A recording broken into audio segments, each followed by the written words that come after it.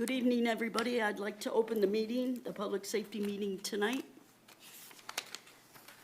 Roll call. Yes. Here. Here. Here. Here. Here. Okay, I'd like to get approval of the public safety meeting minutes for February 17th, I'll make that motion. 2026. I'll second it. Motion made by Boudreaux, Boudreaux. seconded by Barry. Okay, All we in have, favor? all in favor. Aye. Aye. We have public participation tonight. We have Cheryl Miller.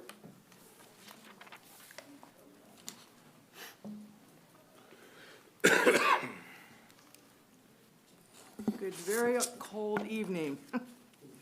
I'd like to make some remarks about this proposed remote attendance ordinance. My understanding, there's never been a remote attendance ordinance needed for the village. Not even through COVID, there was not an official ordinance.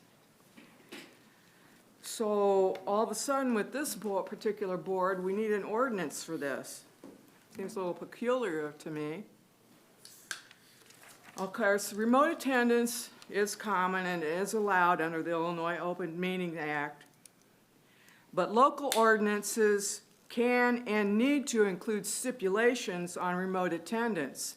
Number one, I feel you should cap the number of remote meetings a person can attend a year. 2, 3. Number two, this is very important, I think you'd need to limit the number of consecutive remote meetings that a trustee can use per year, perhaps 3.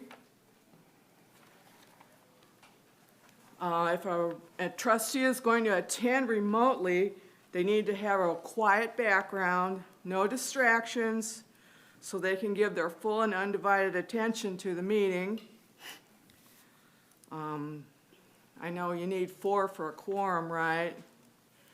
So are you going to allow, are you going to allow 2 trustees to do a remote or just 1? That's another question I'm wondering about. When I read this ordinance that was proposed, I'm a little confused because it says video may attend a meeting open or closed by video or audio conference. But I read in the Journal on March 4th that the attorney, Joe Kanker, said, and I'm quoting this from the Journal, it has to be contemporaneous. You have to be able to hear, see, and talk with them. So if it's audio, you can't see them, right? I can't see you either. So I'm a little confused about that. I know that both are allowed, but that just kind of threw me for a loop. I mean, if you were doing audio and you had someone was giving visual exhibits, how would that person see them if they're just on phone? Audio, you couldn't see them. Okay.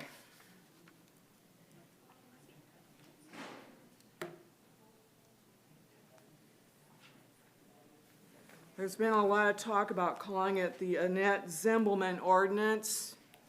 I'd like to quote Trustee Geske from what I read in the Daily Journal on March 4th. This is a quote. It's not the Annette Zimbelman Ordinance, it's the Village Board Ordinance that we're going to be talking about later, Geske said. Well, I challenge you to prove to me that it's not the Annette Zimbelman Ordinance. I don't think this ordinance is pretty simple and open-ended. Well, that's why we're going to have discussion this evening and then. Yeah, so I'm suggesting that you need to put some stipulations in it about how many remotes a trustee can use per year and also how many consecutive remotes can be used a year. I would hope that you would consider that and reconsider some of the things that are in this ordinance. I think it needs to be written up much better. Thank you. Thank you. Can I keep talking? Your time is really up. Thank you. Oh, it's up? Yeah. Okay. Thank you, Cheryl. Okay, the next speaker we have is Jake Smith.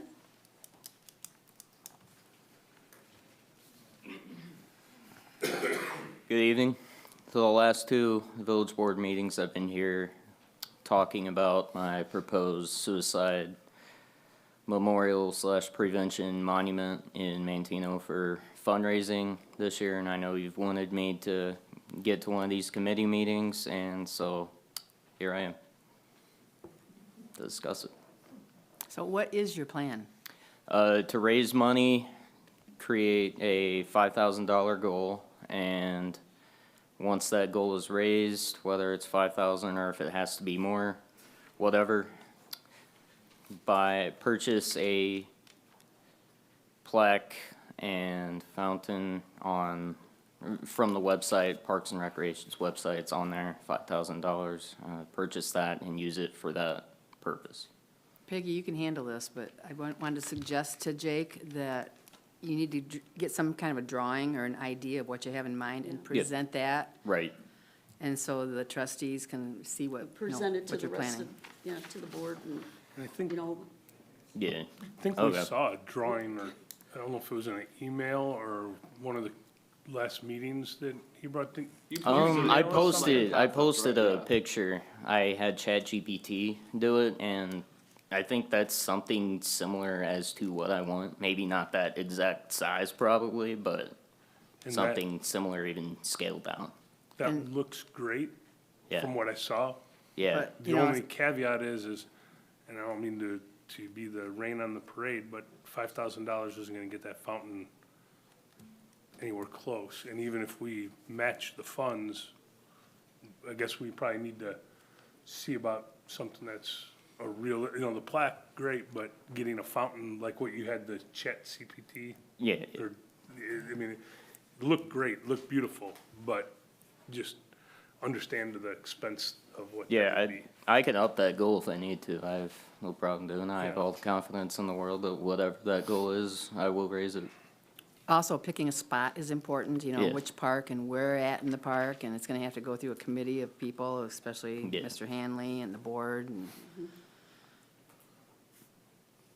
so any paperwork you can put together would be really appreciated, and then we can discuss it, you know, at any of our any of our committee meetings. Yeah, bring it in and we'll talk about it more and stuff and see when to help you out. And if you need help with pricing too, just Yeah. come back and then we can see what on our end, like what we think the average thing looks like too. That way, I know that's probably hard to find on your own, but Right. you Yeah. can use our resources too. And it's real hard to get that differentiation between what a normal, what a household would pay for something versus what we have to because of prevailing competitive wage and things like that. I mean, it just gets Fair. pricey.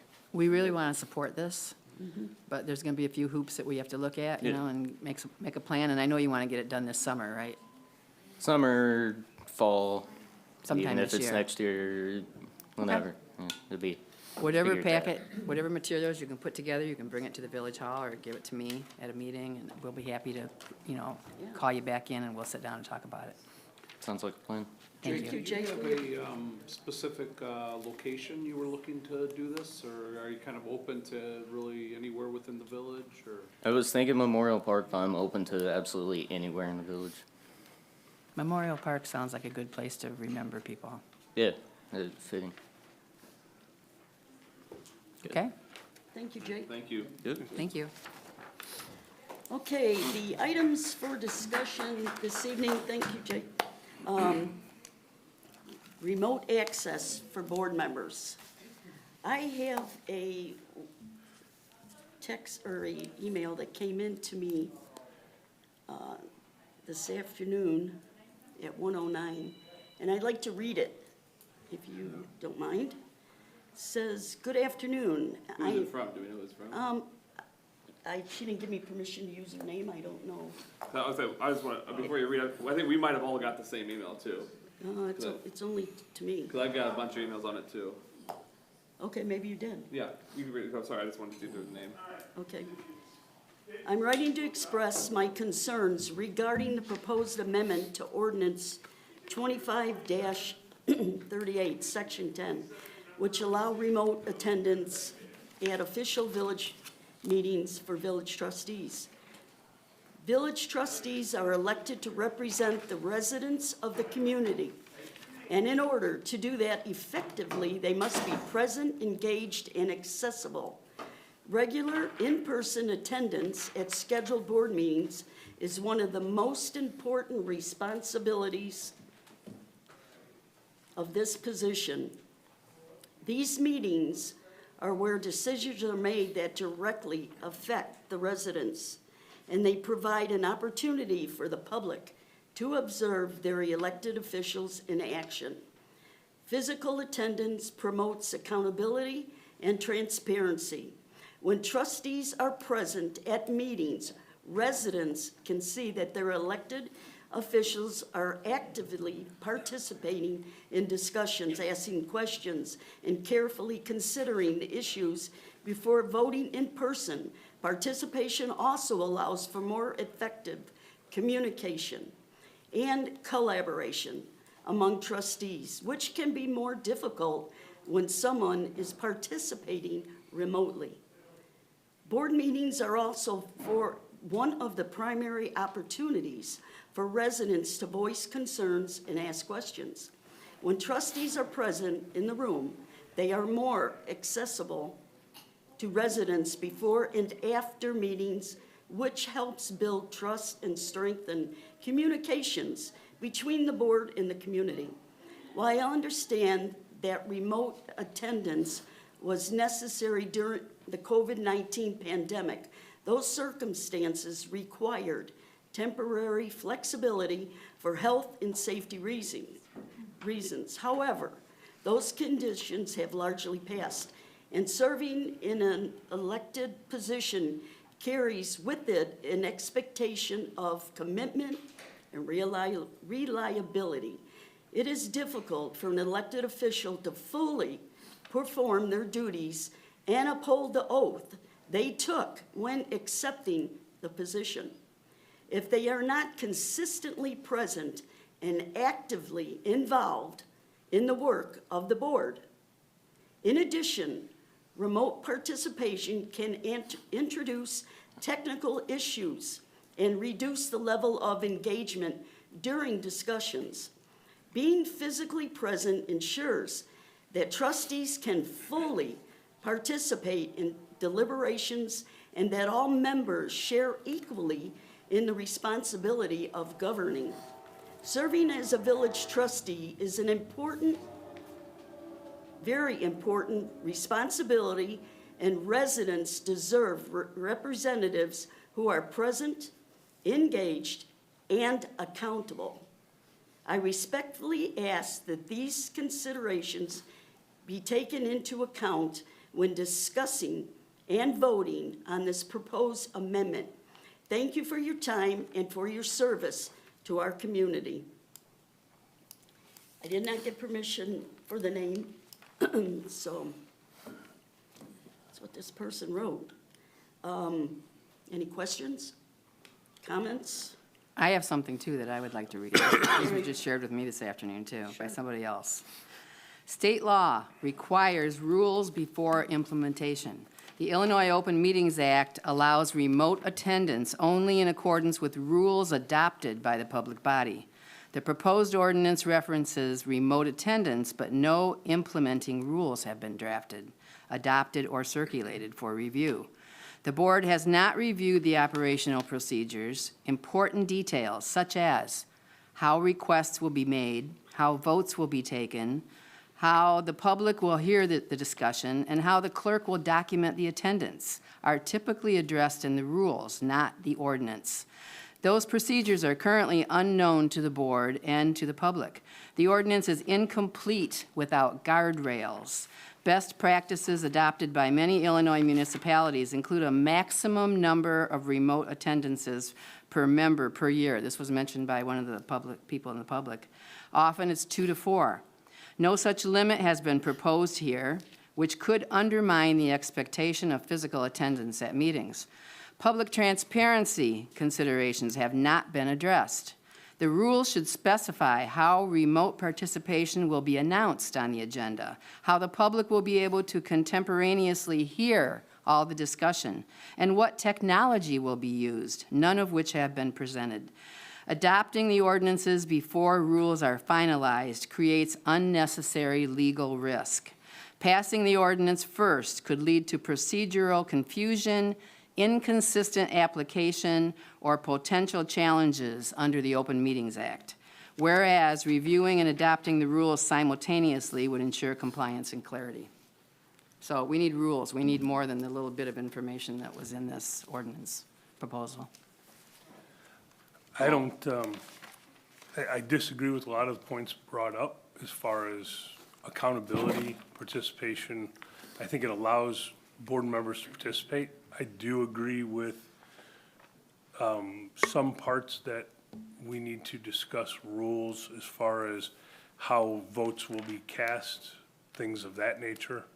And I'm not opposed, and even how it's gonna be determined, and I don't know the answer to notification, you know, on Open Meetings Act, and our attorney's not here, so that would be a question to ask. Do we need to have 48 hours prior notice to participating or not? So to give credence to those things, and now is not time for me to make a motion, but I would, at the actual meeting, I'm gonna ask that we table this to address those concerns. 'Cause I think idea. I think it's a viable, I think it's a reasonable request to want to have guardrails up as far as how this is gonna actually facilitate.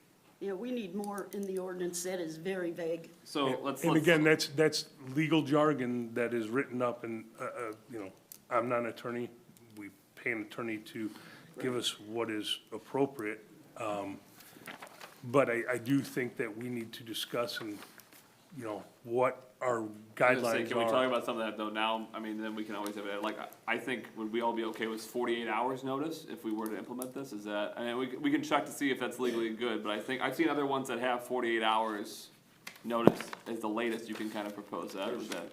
You know, there's two, you had brought up Bourbonnais and Bradley at the last meeting. Bradley, Bourbonnais, and Kankakee all have it. Yeah, it Yeah, but says I at don't think least- they use it. Hang on one second. Okay, sorry, Mike. They said the trustee who's gonna go on Zoom would have to notify the clerk 48 hours before the meeting unless advance notice is impractical. So they have to give notice on that, and then there was a couple other ones I found just, you know, looking at this just to get ideas. Some of these have on there, it says, participation via telephone attendance, shall be limited to a maximum of 3 meetings per member per fiscal year. In addition, no more than 1 member at a time may be attending a meeting via telephone. In the event more than 1 member wishes to attend the same meeting via telephone, the first member to inform the city manager shall be allowed to participate. And then it also has on here, and these are just a couple things that 3 or 4 of these had. It says, if a city council is voting on an ordinance or a resolution authorizing, approving, providing, the Local Government Debt Reform Act, any council, board member, commission is conducting any hearing required by law, then any member attending the meeting by audio or video conference shall be considered absent for purposes of voting. Now, I don't know how strict we wanna get with this, but these are just some ideas I just saw looking at this. I can see that for like the budget, obviously, that's a big, obvious thing we have to pass, to be present for that, voting purposes. And I don't have an issue with majority of some of that, you know, given notice. I think that notice should be there. I don't know from a technology standpoint, and again, this goes back to what the mayor suggested about guardrails, I guess is the best terminology that we're giving for it, that, hey, we need to put some guardrails on there. And to Mike's point, if 2 trustees want to, I don't know about technology, you know, if we could have 2 people or 1 person, I don't know what would be limited by the technology. So again, I think that more discussion, that's why it's on the agenda tonight. That's why we had it on the last agenda to discuss, and why I'm gonna move that we table it to hash those things out before we actually vote, because it's not about jamming this down someone's throat. It's about us doing what's best for our community and allowing trustees and elected officials to participate, because the more that participate, the better off we are, but do it in an organized manner with some guardrails. Yeah, and I think it would be good, like, if we all came up with, you know what I mean? I don't know, we can't all send emails to each other, but I think it'd be good to come up with some ideas, you know what I mean? Why don't we, for our next committee meeting, each of us have three, 2 or 3 suggestions of things that we want, and then we can get answers as to how things work, like technology, notification, because it's an open meeting act. Things that go on the agenda have to have 48 hours prior notice. I don't know about this participation. I guess from what I read of it, if you have to give 48 hours notice unless it's impractical, but what defines impractical, right? Sure. So if someone I mean, has an emergency last minute thing, okay, Same but. thing was, video, I think, is what we want. I don't think we want audio. No, I think Joe even alluded to He said- during that's the what I last thought, one. yeah, correct. You have to have video Video, because we correct. have to see that it's you, not just a That's great voice. too, I think that So- makes sense. And that resolves the issue of the public being concerned that they can't see their elected, because they're gonna be able to see it. It's gonna be broadcast on television that, just like it would be if we're sitting there. I think the only thing we should add into, and we did this for me when I was at the golf course, when we had a closed meeting. You guys allowed me to call in just so I could listen in. I didn't ask questions, I didn't say anything like that, but like I called in, like, I think we should add that to that too. Was those circumstances, like, when we had a closed meeting, we closed down, I called in from the golf course so that I could actually at least listen to what everyone had, because that's not recorded, that's not public. I can kinda go through. I think that's something we could add. But I think that would fall under the same I would look for it to fall under the same Okay, guidelines. yeah. So, Yeah, CJ, were you referring to executive session? yeah, I'm sorry, that's what I meant, sorry, executive session, not closed meeting, yeah.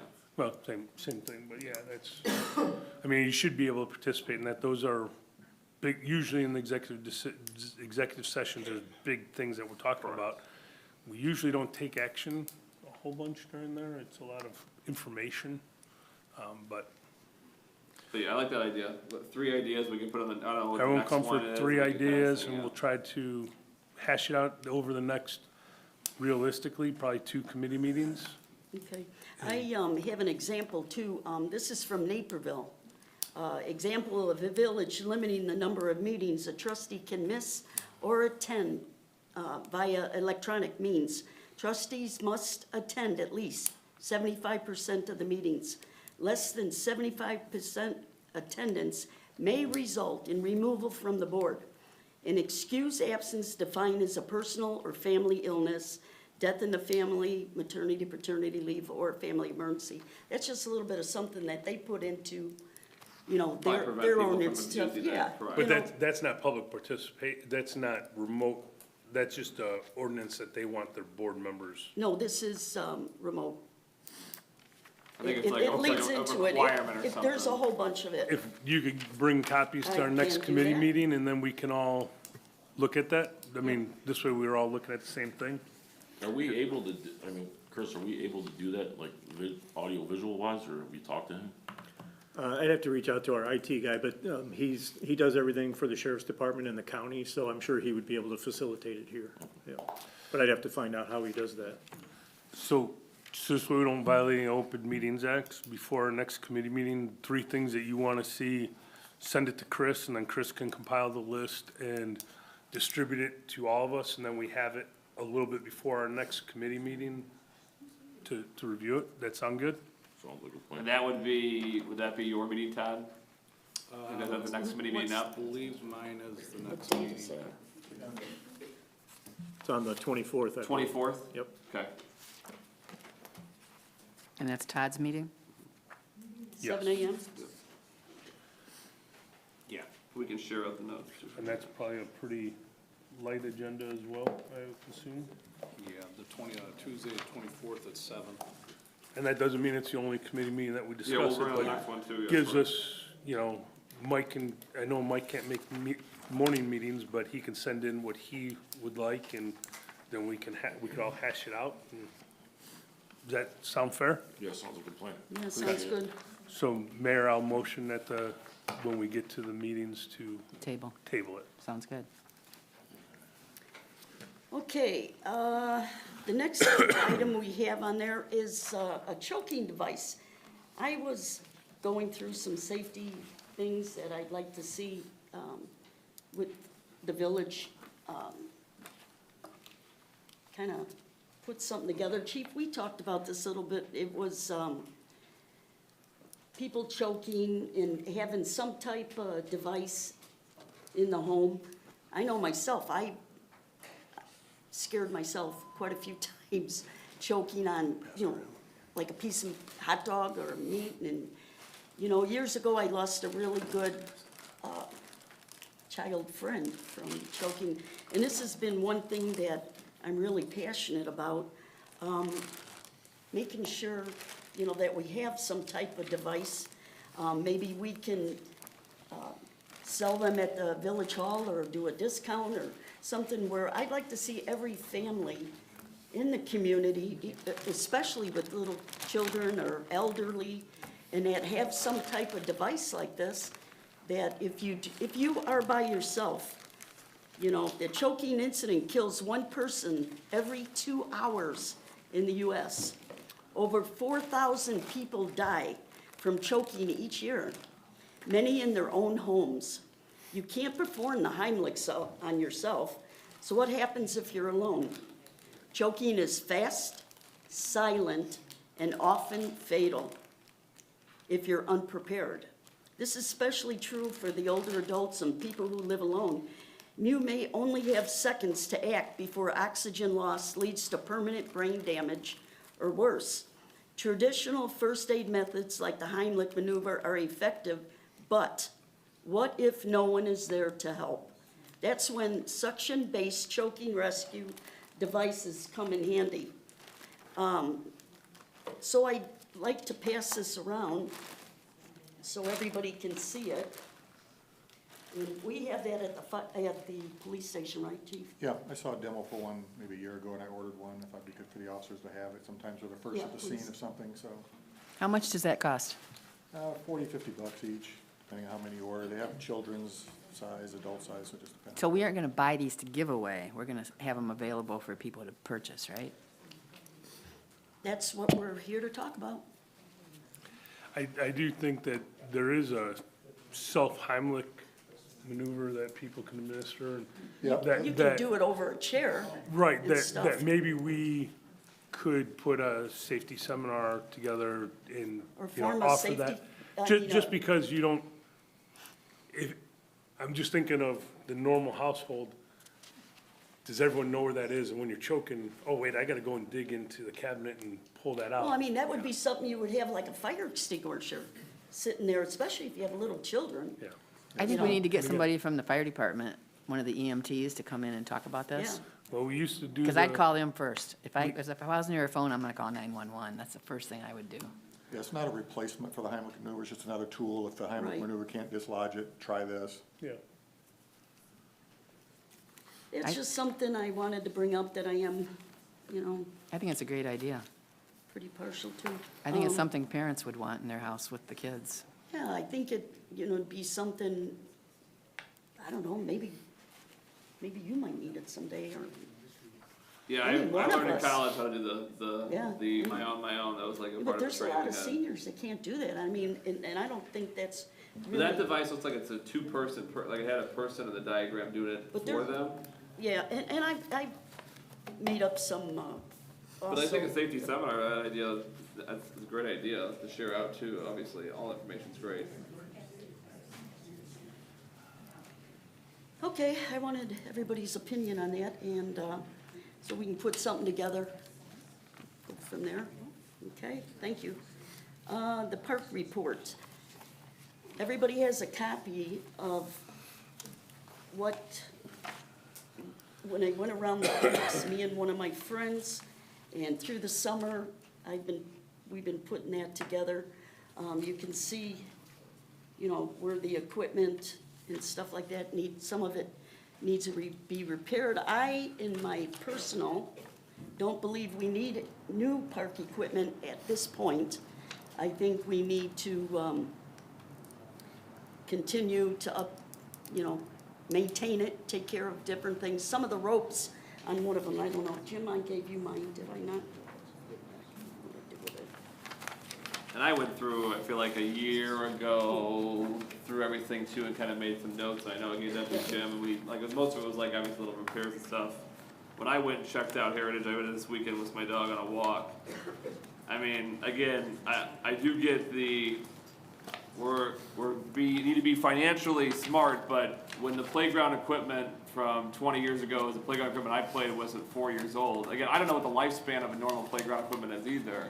A lot of it just looked in, and you kind of mentioned this too, like, you can't repaint it anymore, was worded. A lot of it looked like it was rusted, away, especially the ropes thing looks kind of very worn. You can change that. It can all And, be changed and I out. say maybe that's just replaced there, but like all the other equipment too, I don't know, it's the most used park in town. I feel like an upgrade doesn't hurt, especially if it's once every 20 years, that's something to plan for. We But need you're to look talking at about costs and Heritage, stuff. right? I'm talking about Heritage, correct, just Heritage, Heritage, okay. yeah, just Heritage. Obviously, we need to see pricing on that too, but that's Oh, we just one I already- just didn't feel we already like, get pricing on that? Ballpark. 220 200,000, yeah. 200,000 per Yeah. park. And then options and how big and. and it's only gonna go up, cause I was looking at this a year and a half ago, when we were looking at the square of just stuff, and it was crazy pricing, all that kind of stuff, but, But anyway, Yes. that's what I put out for you guys to look at, and it'll help Jim, give you a little extra hand of walking around the parks. We'll wanna put this on the next park committee meeting, and we can go Yeah, through park yeah. by yeah, park. yeah, talk about it more, absolutely. Okay. Yeah, and then it was just said, Alan said that somebody was talking about park bench over at, Winfield. Mhm. That they've got the, They have equipment, but nothing for the yeah. bench, just So anyway, that's something to consider, That was one of the ones I noticed too. right? All right, so, So Peggy, your summation at the end says there is no hazardous equipment. right, So you didn't think anything was dangerous? I did not. But again, I'm not a professional, I'm giving my opinion and a couple other people, opinion, and some of the adults, the parents that have their children over there all the time. One of the biggest things was the squeaking on the swings. That was one of the biggest. I tried it out, it squeaks, yeah. My dog was jumping back and forth when I was trying to swing back Yeah, and it forth. was and one of the stuff. biggest, kind of complaints How that we often had. does our fire department ever check out, like for life safety? I know obviously we have some legal requirements. How often, do they ever have to check that out, or no? Is it like, after it's installed, we're good? Or I'm just interested, I don't know how often that would be done. We run park playground inspections, we do building Yearly. inspections in-house. Yeah, that's what I thought, yeah. Every month. Oh, every Do month, we get perfect, yeah. reports? I've never seen a report. Yeah, I've got a whole file, and the guys go check them out, and they Okay, fix a bolt or well, whatever. you know what, the next time you do that, check it out, give Yeah. us a report, please, thank you.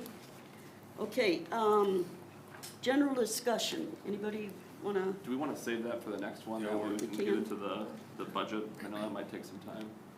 okay, I'll say when it's urgent. all right, do we, Motion to anybody adjourn? have anything else that they wanna talk about? No, ma'am. Good, thank you.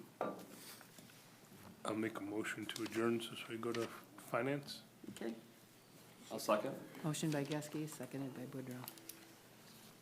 All those in favor? Aye. I, Okay. I'd like to get a motion for the approval of the finance meetings from meeting minutes from February 17, 2026. I'll make that motion. second, Motion by All Boudreaux, in seconded favor? by Vaughn. I, Aye. Okay, public participation, we don't have any. Okay, preliminary budget, second version. Chris, you wanna go over a little bit difference of the first and second version on here? Yeah, so each month as we get the bills report at the end of the month, we kind of incorporate that back into the budget. That first column with the green heading is what we're proposing as the preliminary budget for fiscal year 2027. The column to the right is the estimated, where we're gonna end up at the end of this fiscal year. So you can see that line kind of on the upper end of it there with all the red numbers. That basically is telling us that fiscal year budget at the end of this fiscal year, if it plays out for the next month the way we anticipate, we're about at a $3.2 million deficit. And the preliminary budget for fiscal year 2027 right now ends up at about a 1.7, just almost a $1.8 billion deficit. So I put together a kind of a list to show where that deficit is coming from, gave that to each of the board members, so. We had a police pension increase of $76,000 this year.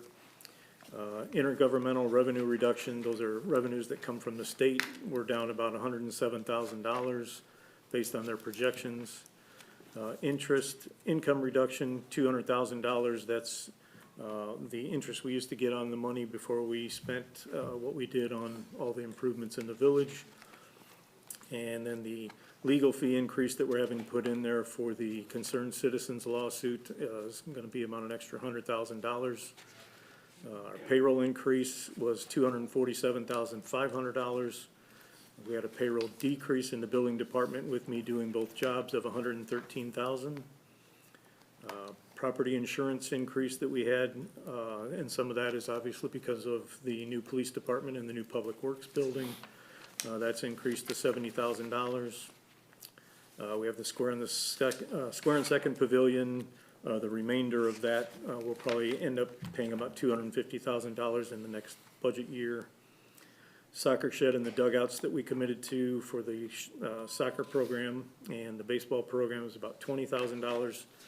We did include $50,000 worth of path maintenance based on what was proposed in the committee meetings. And then the garbage fees for the next year are $770,000. So this does not include the property tax rebate. Why are we seeing a intergovernmental decrease in income?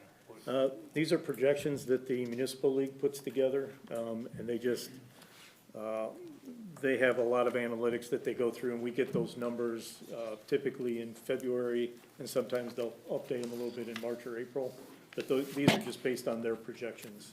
Okay. So, I was gonna say, I got a question too. The property tax, total income is down like, maybe that's where it's from, it's down like $70,000, like or this estimated this year was 2.16 million. This year it's only 2.09 million. Is there any reason why it's lower? Is that probably where it's coming from, or? well, that's based on our levy, so if you look at budget 2026, that third column over, we budgeted for $223,500, and we actually got $164,000. Some of that is people who didn't pay their taxes. Those taxes get sold, and then they end up coming in later in the budget year. So a lot of times we will end up with slightly more than what we levied for, but we always put in the levy number. And you'll see in most of the revenues, we try and be conservative on revenues and try and look at the expenses as realistic as possible. So likely that the levy will be lower, cause is that just projections of inflation being Well, lower to what we can levy, or? The levy did go up from 2,023,000 up to 2,099,000. So again, it's from the previous budget to this budget, it did go up. But we're using that levy number in hopes that we do get more than that, but there's no guarantee. If enough people don't pay their taxes and they don't get bought, you know, we don't see that revenue until somebody does buy them. So it fluctuates. But you'll see they have gone up every year if you look at the past, for 24 and 25. I kinda just went through, obviously, just kinda line by line. I was just looking for like, I looked at the last 2 years to this projected of like, anything that's a large increase, more than was that. Obviously, you already had it on here, with the legal services, with the Goshen suit and miscellaneous. Should we expect that to continue to probably go up this year to next year? I mean, that's a significant, like, again, like 4 years ago, it was only 70,000, now it's 225,000, again, that's just a lawsuit. It's the lawsuit and then also just a lot of additional legal work, you know, with a new board. People are reaching out to the attorney and asking questions, a lot of new ordinances, a lot of revisions, you know, anytime that work has to take place, obviously, we pay by the hour for that. Two questions I had, is that, and I asked you earlier today, and you did send me that for that agreement, sorry, I'm drawing a blank. No, not the enterprise zone. So the permit fees that we've waived so far for 2025 was $518,960. Yeah, that's That's for the, just for the industrial, basically the Goshen plant out there, yep. Okay, and then the second thing is that I don't see, and I'm just asking, is like, when we do events through the Chamber of Commerce or that, do we have an idea, like, are we breaking even on that stuff? Cause it doesn't seem like, it seems like those events are costing us more than we make. Those are only an expense. There's no, I mean, think about when we have the concerts, there's no revenue source from that. We don't charge. Not people. coming to us. They're hopefully going to businesses and stuff like that, but not to us, you're saying. But I mean, like, the Oktoberfest, my question is at the Oktoberfest, years ago, when we used to have a beer tent out there or whatnot, that revenue would come to us or that came to the Chamber of No, Commerce? that's always been a chamber event. None of that money ever went to the village. The only thing we hope to recoup from that is our expense, like we keep tabs of what our overtime for police and public works and stuff and hope to try to recover that, but Yeah, the village events, occasionally we do get sponsors for that. Sometimes, you know, some businesses will help sponsor for the Easter egg hunt or, the bands downtown. We do try and get sponsors for that. So some of them we might be breaking even on, but most of them end up costing the village. And I see there, are we budgeting in here another one police car and then the truck for Jim, or the truck for Public Works? Yeah, we've got the police car is, that comes out of the general fund, but Jim's truck actually comes out of the road and bridge fund. So the one Explorer plus equipment is just for replacing one car this year? Yes. Instead of the two, like we usually do? Correct. Okay. Now, is that something that, I'm just asking, I mean, is that a necessity? I know that we've done 2 a year, and I know that, I mean, is that something we have to do this year, or? I mean, I think Skelly pointed out that, you can skip years, but obviously, it's worked well in the past, but, if there's no money to do it, there's no money to do it. But that just means that we probably would need to increase the expenses for maintaining the vehicles, because we're probably gonna have more repairs then as they get older. Well, my concern is because looking at these numbers here, like the budget for 2026 was $2,065,000 negative, and it ended up being 3.2 million negative. Yep. So if we budget 1.778 million, that's not saying that that's gonna end up at 1.778 million. Right, I mean, that might be over 2 million when it's The all- reason that the budget last year increased significantly because we did not budget for the property tax rebate, and that was a little over $1.1 million right there. The numbers on the column to the left of the preliminary budget, what are those for? Cause there's they're randomly throughout, there's one next to I think it's on page 6, there's a 70,600 next to wages and commissions for meetings and stuff like that. I didn't know where those numbers are coming from. Yeah, so that's just recapping in the preliminary budget, it's capturing what the wages are, and then we use that to calculate what the social security contribution, so those are just separate items, I get what but you're they total out Yep. so that we can do those calculations in a separate column. So it's not any additional money, it's what's included in the budget. so in the part where you have the legal fees at the 100,000, to answer your question, CJ, we need to actually plan on that being significantly higher, because right now, we're only in written discovery. There's not a lot of billable hours that happen during written discovery. When you start getting to depositions, which will be the next phase, that gets expensive. That's when the rubber hits the road. Well, he said he has 225,000, right? Yep, Is that what you're projecting? But that's everything, right? That's again, just a total guess. We budgeted 125,000 in fiscal year 2026, and it's gonna come in somewhere around 200,000, so. we didn't project for other professional services, even though 2025 we spent 41, this year we spent 56. Is that just cause we don't know, or we didn't Yeah, want? that can be for appraisals on properties, it Okay. can be, yeah, I mean, There's just a couple, I just kinda looking. yep. And then with the hotel tax expense, 80,000, all that 80,000 goes to the convention bureau, correct? Yes. That's pretty much a wash, because we bring in what we send out to them.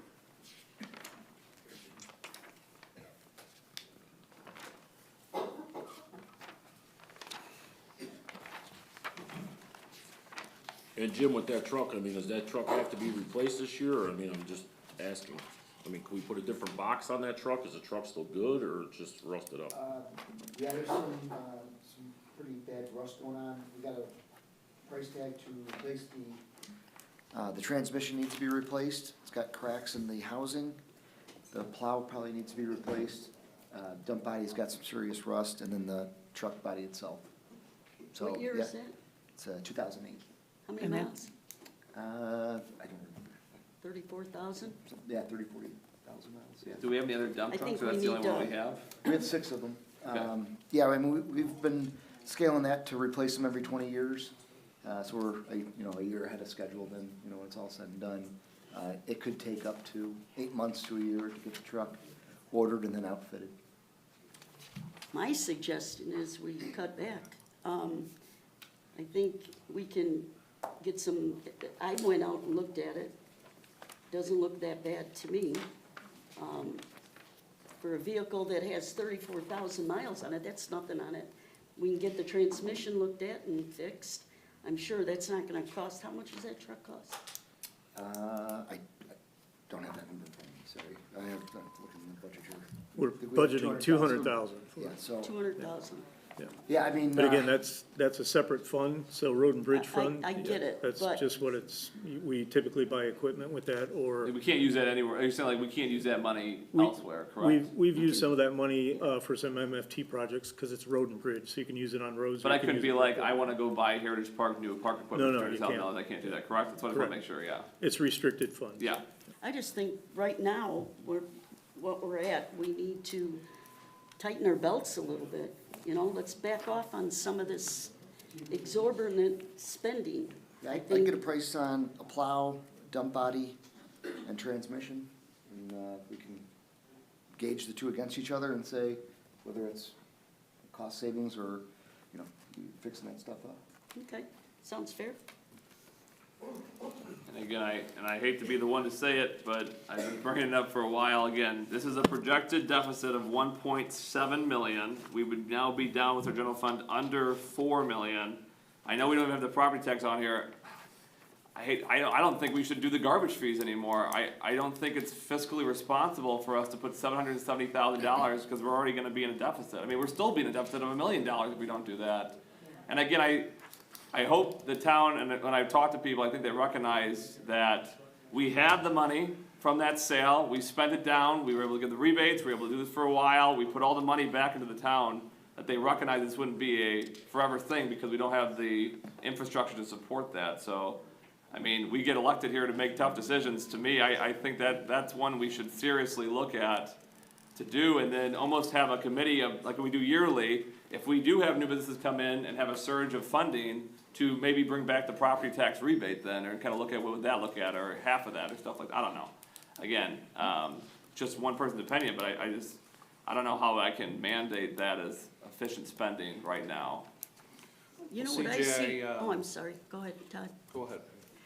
As I see, as a new trustee on this board, when I go around, the town looks beautiful, absolutely looks beautiful. But the thing is, all the things that have been done, the asphalt and all that is all falling apart. There's a lot of maintenance Correct. that has to be done to this, and Correct. it's every, how many years? 3, 4 years, or whatever, we have to spend so much money on just the upkeep of the decorative stuff like that. If maybe we had a little bit, I don't know, a little bit different, product or whatever, that we don't have so much maintenance. Our public works and all that are so busy trying to keep up all this stuff, and it's crazy. Jim, what was it you said about the asphalt? It didn't wear as well as you expected it to, or? No, I mean, it's 7, 8 years old now. I mean, we've been patching it. I think the first year or so too, it looked good, and ever Yeah, it since looked then, beautiful. winter seasons, the snow, the ice, the salt, it started popping. So, yeah, I mean, I think it held up as good as it expected.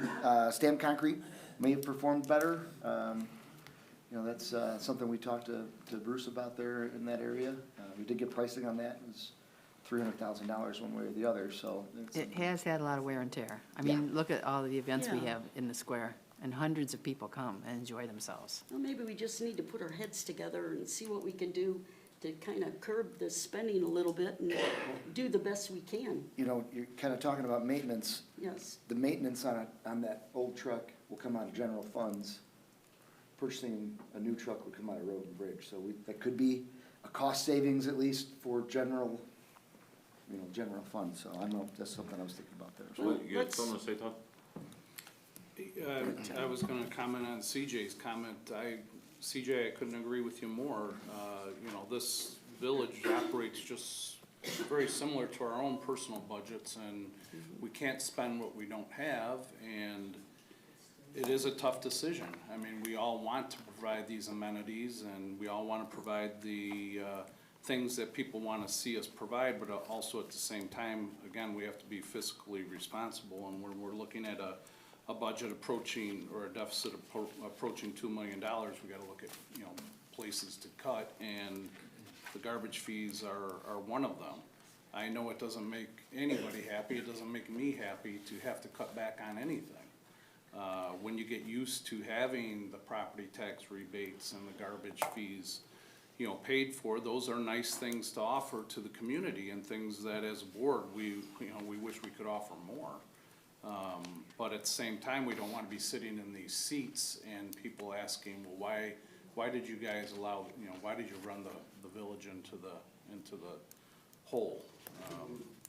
We just can't do that. And I think that's the balance It's- too, it's a- like, it's a it didn't tough- look good 10 years ago for us having $30 million in the bank account, so that's not good either. Like again, it's that give and take of, we've put money in, at least to places I feel, and I guess I was on the board for all this, Yeah. but like into the town, so now it's almost again, it's gotta go through again. That's why we're also working on the growth idea, and that's not just for homes, but for businesses to maybe re-supplement this fund to bring this back at some point to continue that. Well, in all fairness too, that money that we got from the sewer and from the water, that was all, the vast majority of that money was spent putting assets back into the village. Correct, yes. Whether it be the public works The money's not department, gone yet, you're right, it's in the police assets. department, the parks, I mean, all of the things that we provided only increased the value of what we have here. But it costs money, right? Yeah, the maintenance is just crazy to And I- keep this Well, all like I up. said, the village know, operates right. just like our homes. That's right. Our homes require maintenance, and So if we then want a you have beautiful to, looking home, you we have to budget for it we have to and, maintain it. So, yep, Chris, if we decide to, because we talked about this before, and our general feeling was we were not gonna do the tax rebate, we were gonna continue this year for the garbage, and now there's a change. Is there not a portion under our contract with the garbage that we have to give them a certain period of notice if we are not going to pay it? How Yeah. long is that? We have to give them 90-day notice so that they can compile the list of all the residents, so that part of that would be they take over the billing. And so they have to be able to compile that list so that they can generate their billing database, if you will. So, yeah, we have to give them 90-day notice, and then it can transfer over. I assume that would have to be done by ordinance or resolution to stop paying the bills, the garbage. So if we're going to proceed down that avenue, we need to get it on an agenda to have an actual vote and move Again, forward. I just rather do that because we can always bring back a property tax rebate. That wouldn't require as much maintenance of working with that. That's an avenue of hopefully down the road we can find again. This one, though, I think is just one we almost have to. I Again, mean, just making sure you guys know that we have Yeah. to give that 90 Correct. days. Yeah, 90 days, It's correct. not something that happens overnight. And I think my concern is that, there is no more businesses coming into town. I mean, we had a meeting on Thursday with Goshen, that was one of my questions I did ask him. And he says he has talked to some of their vendors or suppliers, but they're all gonna stay down in Bloomington by Rivian. I mean, this waiving of the enterprise zone, is that good for the rest of the life, or how does that work? It was implemented 30-some years ago, and I assume it just continues until the state. I'm sure it got renewed, because I don't think they're good for that long, I can see it, it's just a county one. For some reason, I thought it has 8 more years left, is No, what it's sticks in definitely my, finite. It doesn't go on forever, Now, just to be clear, that everything outside that factory on the west side, everything else outside of that initial building structure, there is no enterprise zone there, correct? Correct, it's just that property that the plant sits on. I believe it also was going down Cypress too, isn't that also part of the enterprise zone, along with TIF 3? Yeah, Cypress over by Winfield Estates and Eagles Landing, but there was only, and the building permit, there was only, what, one house started in 2026 and four? We actually, 4 last year, we actually just got 2 permits in today, permit requests for single-family homes. So, Since our time is getting so short here, do you think maybe we should set another meeting for our, just to discuss our budget? Yes. Yeah. I mean, do we just wanna have that, I mean, I know we're not gonna have the next preliminary one until a month from now, but do we just wanna have that on every agenda moving forward, and if we have time or any notes we wanna make on it? I guess it's general discussion too. Have a committee of the whole meeting Yeah. before the next board meeting when we have it the The second first meeting. too, That's we can fine. do that. I mean, Yeah, that that'd be works great. for you That'd be guys. great. Yeah. Yeah. Have 2 finance committee meetings in That's fine. 1 month is, Correct. And then we can look through Makes this. sense, it's a budget, so. Could we do that, Mike? Just have another finance meeting? Yeah, it sounds like a plan. Okay. And then you could get a little bit more about, I mean, I just think with the, I get it, I understand exactly where you're coming from with the garbage, but I mean, it's like, everything's going up for everybody. Water bills, you know what I mean, and it's just like, when does it stop? You know what I mean? And it was nice to be able to give that back to people, you know, it was something. You know, and it's just, my concern is that, you know, we sold the water system, well, now our water's crazy high. You know, and it's just, when is it gonna be, and I know these are tough decisions and these are tough things, but I just think that other avenues that we could look at to find out more revenue coming in the door. I mean, I know we're beating ourselves up about it, but I just don't, I don't know. So you're talking about your 4:20 meeting that you would discuss again at 5 o'clock? No, we could have. No, for whatever the first meeting of April, we're gonna have to do a board, or a committee meeting before that one. committee of the whole. Yeah, I think that'll be, that should be the 7th. Nope, sorry, the 6th. 6th. April 6th. April 6th is the What is next. the date? April April 6th? 6th. Okay. The next We Monday need to meeting. adjourn this meeting, Mike. Motion to adjourn, I'll make that motion. Second? all in favor? Aye. Thank you.